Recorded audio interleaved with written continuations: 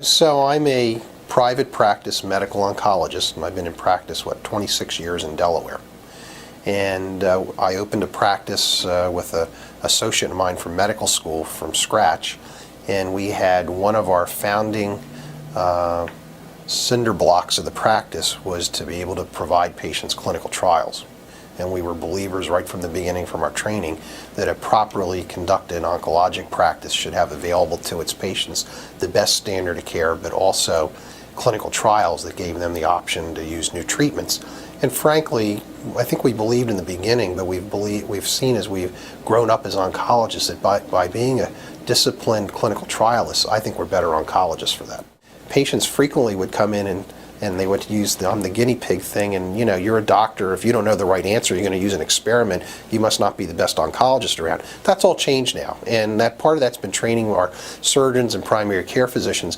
Patients actually come with the seed in their mind, perhaps from their surgeon, that you should talk about a clinical trial, and they're more receptive to hearing about that. There are studies that need to be done through a publicly funded research program that industry can't do nor wish to do, and that's okay. But you can't have one or the other. I think we need both.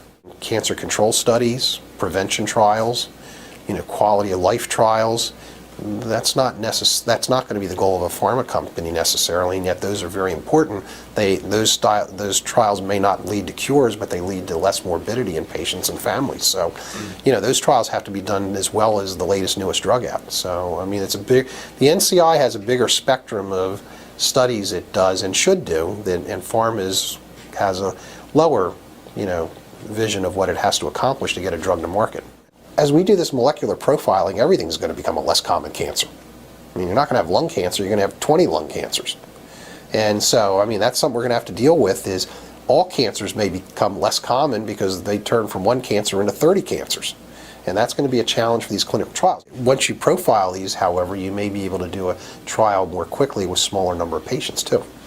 Rather than taking a shotgun approach to everybody with this disease, you're going to be able to pinpoint exactly what population is most likely to benefit from whatever your hypothesis is, and you'll be able to get the trial done faster and with less patients.